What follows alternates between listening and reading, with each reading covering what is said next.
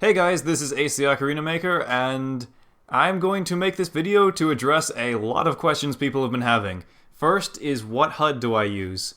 I use ToonHUD. It is my own custom format that I've made. I've built my own HUD inside of ToonHUD. It is called Blue Prime, and I will have a link to the public version in the description down below. And this is the public version you're looking at right here. This is the updated version. The one I've been using in my videos recently is a much older version of the HUD. I haven't updated it because people have told me there are some problems with it, but I haven't seen any problems with this public version so far, so I don't know what that's about. So yeah, that's the first matter of business. Next, and people are always asking me this, is how do I get my view models the way they are? And I'm going to show you. You just go to Advanced Options, right? And the first thing you're going to want is the FOV. Let's see if I can find that. Here it is. So it's under HUD options, and it's view model field of view, and I just have that toned up to 70, the highest it'll go. You can go higher with commands in the console, but I think 70 is more than enough if you have minimize view models enabled, which is something else that I've got. And that should be further down here. Oh, that's replay options, performance, miscellaneous options. Here we go. Flipped view models and used minimize view models. These are my settings. Flip view models makes me left-handed, so you might not want that unless you actually are left-handed yourself. But the minimize view models are the ones people are always asking about. It's just an option right here. You don't need any mods or anything. It's just in Team Fortress 2. Okay, so the next thing we're going to cover is my Crosshair. And there's a couple other things going on here too, but we'll get to those in a moment. So in terms of my custom Crosshair, which is clearly not the one being used on the screen right now, that's actually a Crosshair that I made myself from scratch. When I was designing a custom Crosshair for my HUD, I was trying to think, okay, what would be perfect for every single weapon I could possibly use? What would be good for projectile-based weapons, hit scan, bullet spread, all that kinds of stuff. So I was thinking back to, what was the most functional Crosshair that I have ever used? No matter what weapon I was using, was a comfortable and perfect Crosshair. And I thought back to Metroid Prime, or specifically Metroid Prime Trilogy, because I had the motion controls. And that Crosshair, no matter what weapon I was using, what situation I was in, it always felt like a good Crosshair. It felt natural to use, so I heavily based the design off of that. And the reason that it's not in the custom version of my HUD, or not the custom version, the reason it's not in the public version of my HUD is due to the nature of it. I can't actually build it inside of ToonHUD, and because of that, it would have to be customly installed. And the Crosshair is technically not one, it's three on top of each other. That's how there's the different colors, that's how there's the glowing red effect. Each color is its own Crosshair, and like the glowing red effect in general is another Crosshair. So yeah, to install that, it would be the biggest hassle in the world, and if just one file is out of place, or just one thing is wrong, or even if it's named the wrong name, it would not work. And in terms of the public version of my HUD, it just won't work in it at all. So yeah, that's why that's never been released. The Crosshair that's in the public version of my HUD is the first one that I came up with before I decided to go with the Metroid Prime Crosshair. It functions practically identical, it works for about any weapon you could ever want, and it even has a nice little red thing that fades in to indicate when you've actually hit somebody or not. You've probably seen that already.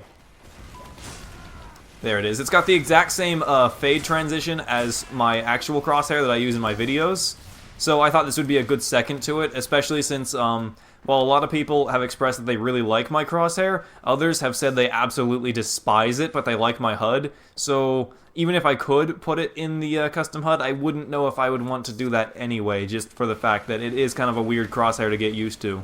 Now, the next thing you've probably noticed is that my Eyelander looks really bizarre right now. And a lot of people have also commented saying, oh wow, TheOcarinaMaker has a painted Cowmangler, or something along the lines of that. I do not have a painted Cowmangler. These are just simple skins that make the colors look better. Like, some of the weapons I just don't like the stock look to them, so I just customize them a bit.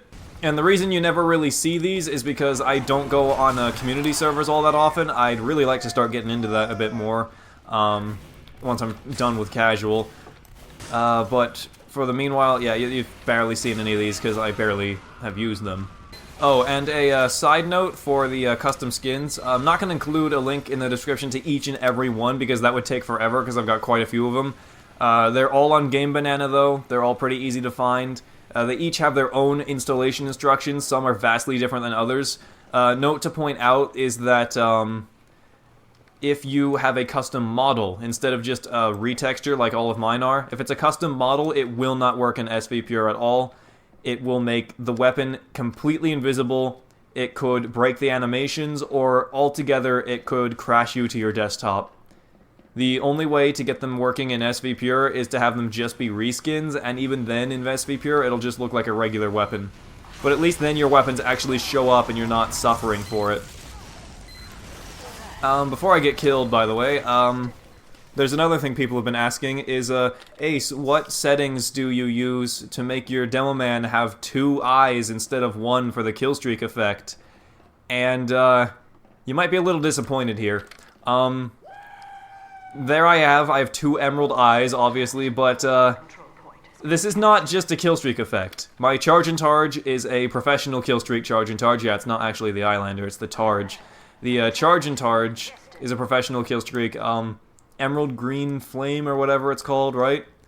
Meanwhile, the Eyelander, when it collects heads, has its own mint green flame glowing effect. So together, they look like I've got 2 eyes.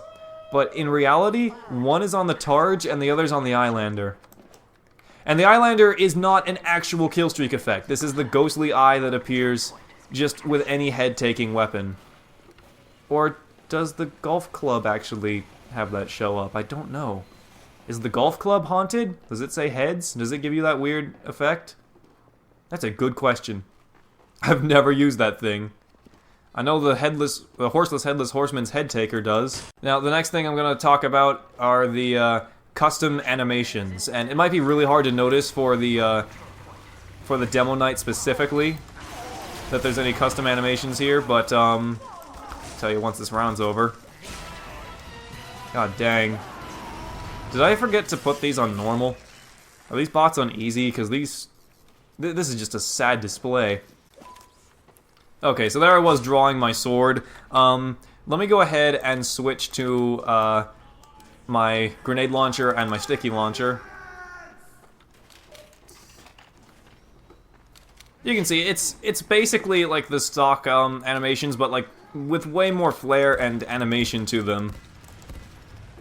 He actually grabs the bombs and reloads it properly. How fast this is drawn is actually determined by, like, the swing speed. So, once the animation finishes, that's indicating that you can fire. It's really slow there thanks to the Eyelander, but if I were to do that coming off of the sticky launcher here, it's a lot faster. And I will have a link to the Game Banana user who designed all of these. Aside from Pyro, Heavy, and Spy, all of them are working perfectly fine. Heavy and Spy need some reworking. Pyro, he didn't even bother attempting to make reanimations for, which hopefully he'll make some in the future, but yeah. Just simple little updates to it. Now these will actually work in SV Pure if you do a couple things. I'll have a link to his tutorial there. But the reason I'm covering these is because even though you really haven't seen them in videos, I recently got them working. Oh, why am I going Heavy? Heavy doesn't have custom animations. I recently got them working in SV Pure servers, and I'm going to have a link to that little tutorial of how to do that. It's all dependent on your system, and it's kind of a pain in the ass to try. But yeah, you can see Engie there carrying the briefcase on the side. Not the briefcase, his toolkit. I think this might be the exact same Engie animations that Uncle Dane uses. I might be wrong on that, but it looks very similar. And yeah, there's just minor changes to like things like Medic and Sniper. Sniper's actually got a really good one when it comes to pulling out his knives. Yeah, I really like that attention to detail, though it can be interrupted halfway, but it kind of works because while you can interrupt it, at the rate you interrupt it, it looks like he's just swinging it anyway. Like he's just swinging it out of pulling it out. It has a couple little issues here and there, but I mean, overall it's way better than the stock ones ever could be. I probably should have full charged that. I forget how bots function. The second the medic's in danger, pop. Man, if only actual medics work like this, right? If only actual medics look like this. Why are bots on easy? Why do they know about pop it, don't drop it, but no one else does? The next bit is my custom kill sound. A lot of people have noticed, yeah, this is it flicking back and forth when you light someone on fire. A lot of people have noticed that my enemies will shout, "My leg!" when I kill them, and yeah, that's a SpongeBob reference. A lot of people have said that I got it from Game Banana. That's actually not the case. I got it from the episode itself. I first noticed it on Game Banana, but they had the background noise.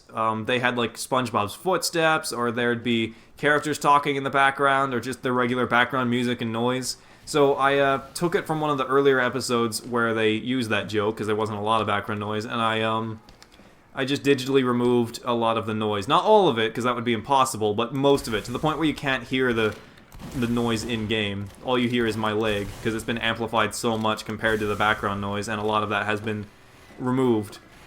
And I do have a link to that. I will put a link to that too in the description, to my Game Banana post of it, and that was dangerously close.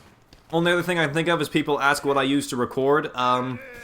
Most of the time I used to use Fraps to record, but recently I've been using Relive.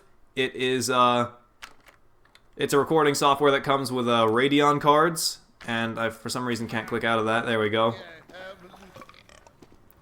But yeah, it's like an AMD thing. It's basically like, what is it? Is it NVIDIA that has Shadowplay? I know that's not exclusive to them, but I know they're like, there's some company that's famous for it. Anyway, it has essentially Shadowplay where it can save moments because it's essentially always recording if you let it. The microphone volume on Relive is absolutely terrible. It's like dreadfully low. So what you're going to need to do is, if you're considering using this, if you have those AMD cards that actually support it, you're going to need to turn your game volume way down. Where is that? Where's the volume at? Audio. Yeah, it needs to be very low. And then you're just going to need to raise the volume in post-production because it records so freaking quiet. It's unbelievable. If you've got any more questions, leave them in the comments down below, and if I don't get back to them in the comments section, it's kind of hard to keep up with all the comments these days, I might get back to some of them in a future Q&A video. I've been thinking about doing that because my other one is kind of out of date. I don't know when I would do that, but if you got any more questions, just let me know in the comments down below. Hopefully this answered the most popular questions and the ones that are asked like literally every single day. Oh, before I forget, there is one more though. People have been asking about my outro music. Like, where can we get a full version of that? I have uploaded a full version of that. That was a long time ago I uploaded it too. I'll put a link to that in the description as well. And, yeah, that's pretty much it. Thanks for watching. I hope this helped. And I guess I'll see you all in the next one.